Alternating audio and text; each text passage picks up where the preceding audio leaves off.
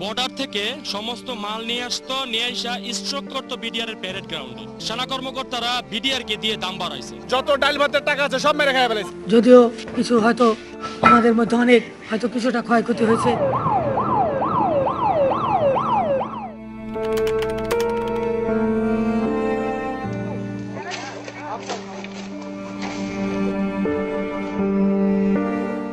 আপনারা কেউ কিন্তু বলেন নাই, মিডিয়াতে জিজ্ঞেস করেন নাই তাদেরকে এরা কোথায়, ওনারা কোথায়, ওনাদেরকে দেখতে চাই আমরা। কিন্তু এরা তো জানে যে এটা আমার অফিসার না, সে জানে যে এটা আর্মির অফিসার। আর্মি থেকে পার্মানেন্ট যদি চলে আসতো তাহলে সে জানতো এটা আমার অফিসার। কোন অবস্থায় মারতো না, মারতে গেলে নিজেদের মধ্যে যুদ্ধ লেগে যেত। আপনারা সংযত হন, অস্ত্র সমর্পণ করুন। ইতিমধ্যেই আমি সাধারণ ক্ষমার ঘোষণা দিয়েছি। অন্যান্য দাবি দেওয়া পর্যায়ক্রমে মেনে নেওয়া হবে বলেও আশ্বস্ত করছি।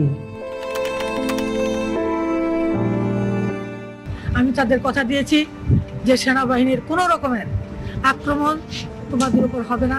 সরকারের প্রতি আমার আহ্বান, সংকীর্ণ দলীয় স্বার্থের ঊর্ধ্বে উঠে আমরা দেশের স্বার্থে সকল প্রকার সহযোগিতা করতে প্রস্তুত রয়েছি। শেখ হাসিনা, শেখ নানক, শেখ সলিম, শেখ তাপস এবং মইন আহমেদ এবং আর্মি অফিসাররা এই ঘটনাটা সম্পূর্ণ ঘটাইছে ভারতের রয়্যালকে দিয়া। শেখ সাহেবের বাসায় যায়, তিনি বলে আশ্বাস দেয় যে তোমরা পিলখানায় যাবা, অফিসারদেরকে দরবারে জিম্মি করবা, এরপরে যা করার আমরা গ্রহণ করবো। সাইদুল উস্তাদ যে মারা গেছে, ওনার যে খুব পিটাইতেছে, আমার বলতেছে তোর স্টেটমেন্ট যদি শেষ না করস তোর এই সাইদুলের মতো পরিণতি হবে।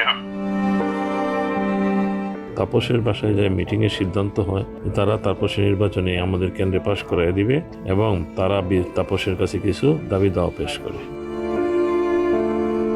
জিজ্ঞেস করতেছে যে তৌহিদ ডিএডি কি আর্মির না বিডিআর এর, মানে ওনারা এটাও চিনে না যে ডিএডি র্যাঙ্ক আর্মি বিডিআর এ হয়। বুঝেন তাহলে আমি বলছি যে তুমি যা যা হয়েছে ওখানে দরবারে যা অফিসাররা বলছে এগুলো বলতে গেলা কেন? বললে কি হবে? সত্যি কথা বলবো না?